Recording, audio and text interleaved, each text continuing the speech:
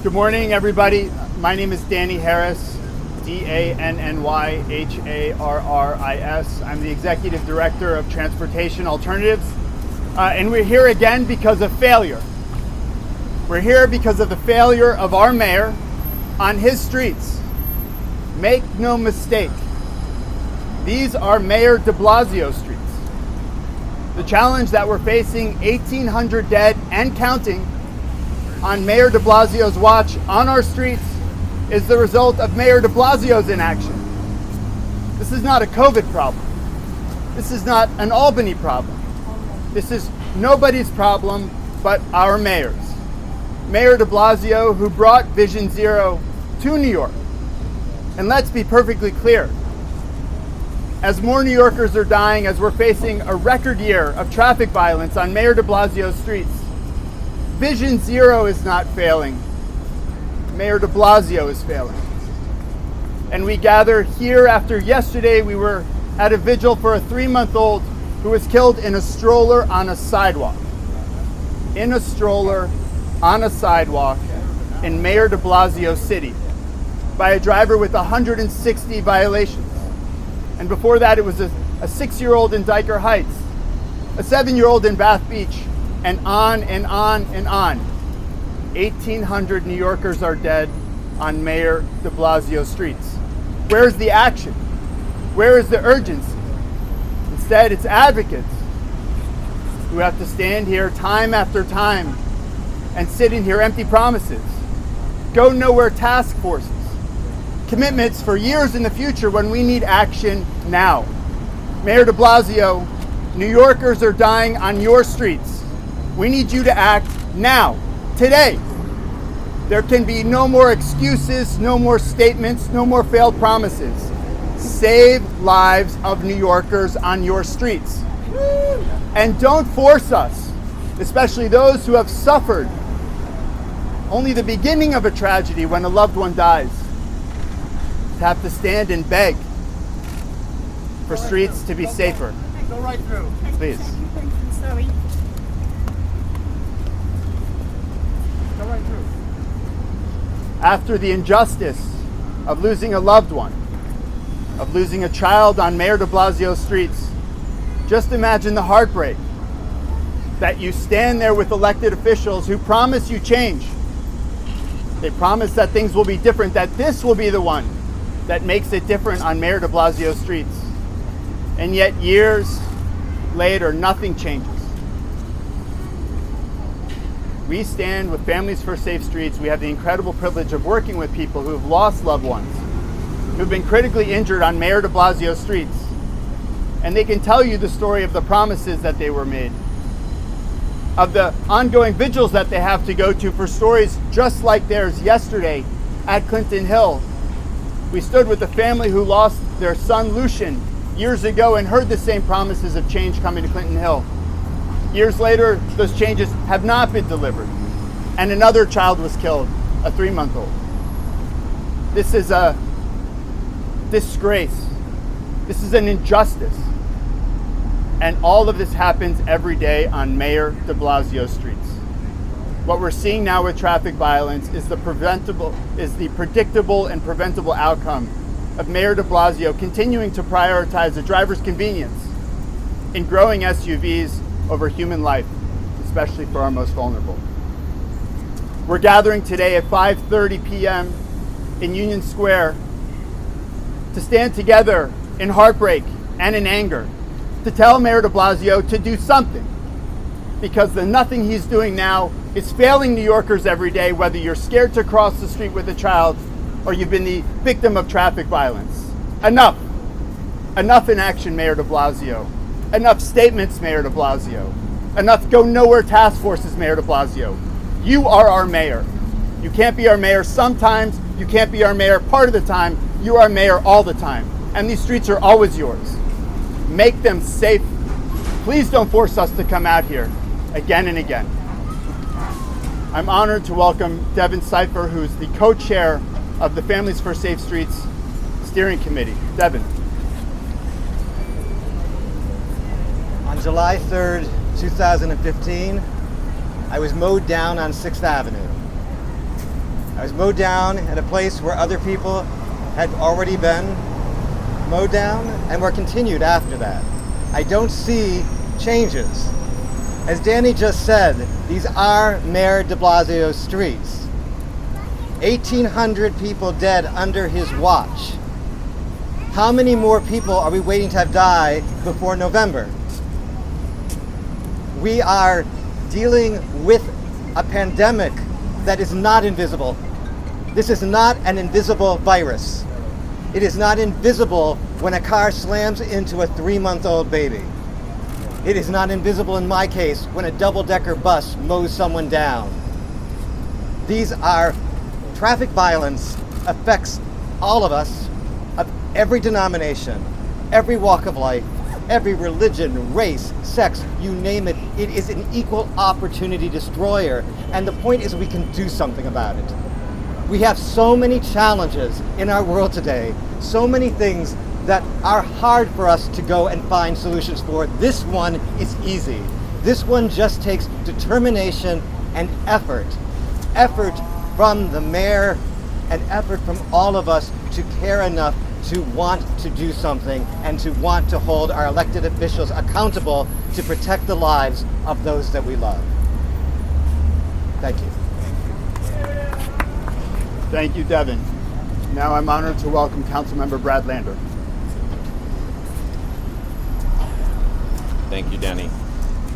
Two of the strollers here are for Abigail Blumenstein and Josh Liu, who were killed by one of the city's most repeatedly reckless drivers at the intersection of 5th Avenue and 9th Street on March 5th, 2018, 3.5 years ago.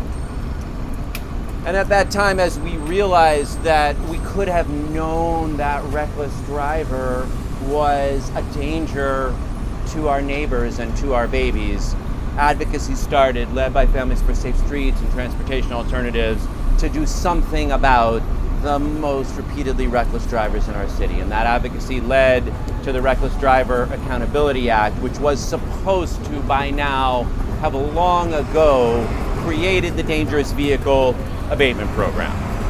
It took 2 years to pass that bill, and now here we are a year and a half later, long after it was supposed to be in effect, and it is still not in effect, and we have no timeline for when it will be. So instead of this driver with 90 speed camera violations who killed this 3-month-old baby, having faced consequences, having been required to take a driver accountability program, having been at risk of having his car impounded, we have no steps forward. 3.5 long years after Abigail and Joshua were killed.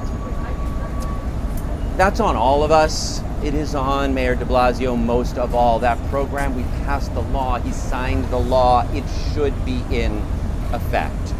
We know many of the things that we need to do if we are serious about ending the pandemic of reckless driving and preventing future strollers from being added to this batch behind us. We can save lives, but it requires urgent action. We are already too late, but it must start right now. The Dangerous Vehicle Abatement Program should be implemented today. The sheriff should be out on the streets today. The letters should be going out today. We've already collected the data from the red light and speed cameras, so we know who that top 0.1% of the city's most reckless drivers are. They should be facing consequences today. If we start today, we can prevent future babies from being killed. And if we don't start today, we will all be more culpable the next time that one is. Thank you. Thank you. Corey? I'm happy to take any questions. Can you just talk about this bill that Councilmember Lander was discussing?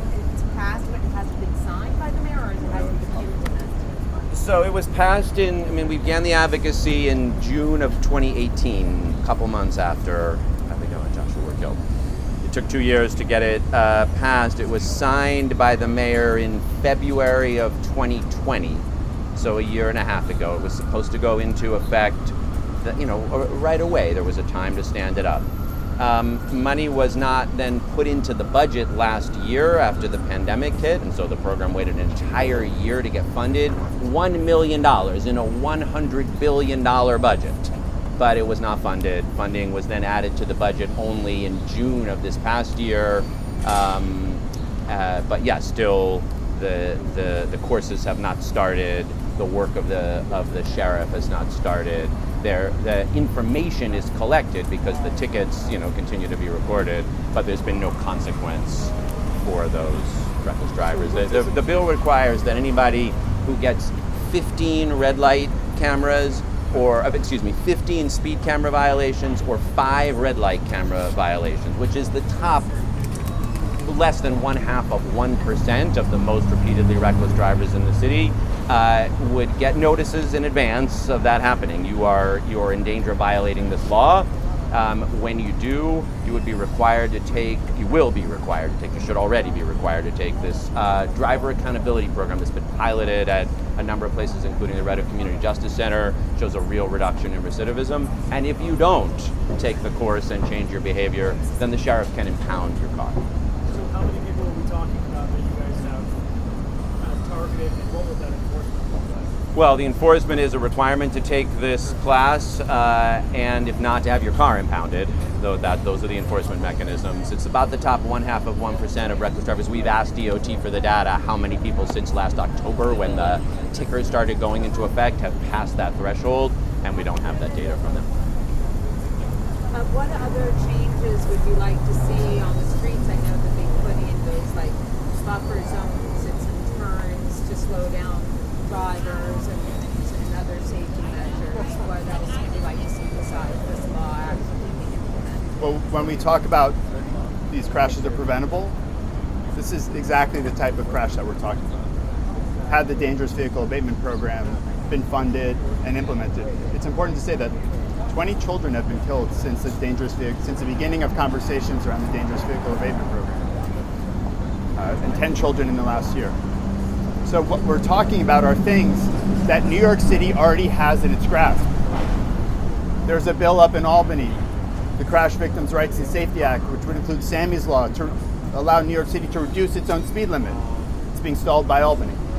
We have a streets master plan that still is being stalled by our mayor.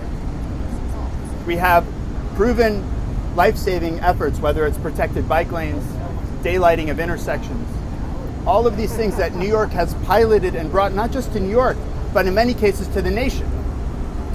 The failure of our mayor is about scaling what we already have. None of us are asking for New York to be any other city. We don't need to be London or Copenhagen.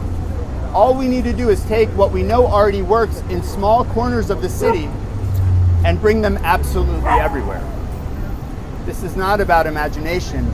This is about the failure of bold leadership to take what can prevent traffic violence and bring them to every corner of the city. DOT has the tools. This mayor has the tools. We certainly have $1 billion DOT budget. Why can't we save human life instead of prioritizing now the 60% of New Yorkers who are driving around in SUVs? Our cars are getting bigger. Our people are staying the same size. Who is our mayor going to protect? I also wanted to offer, we have another FSS member, and I just wanted to give her the opportunity to share her story as well. Hello, my name is Catherine Lepp. 10 years ago, my husband, Ray Dieter, was killed by speeding car just over on Canal Street and West Broadway. The car was going so fast at rush hour that he hit Ray's bike, and he flew into the air, hit the top of the car before landing in the street. He was in a coma for over a week before succumbing to the injuries that could have been prevented had the driver been driving at the speed limit and possibly not going through a red light. The impact on my family, on my 2 children who've had to grow up without a father, on his businesses, his community, his parents, is devastating. To lose a 3-month-old child it shakes me to my core. And again, this should have been absolutely preventable. And since the 10 years that I've been working with Families for Safe Streets, advocating for all these laws and measures to make drivers accountable and understand that we are a city of pedestrians and cyclists, and our streets need to be safer. This cannot happen again. Thank you. Thank you. So we hope we'll see you at 5:30 this afternoon at Union Square North. Thank you very much.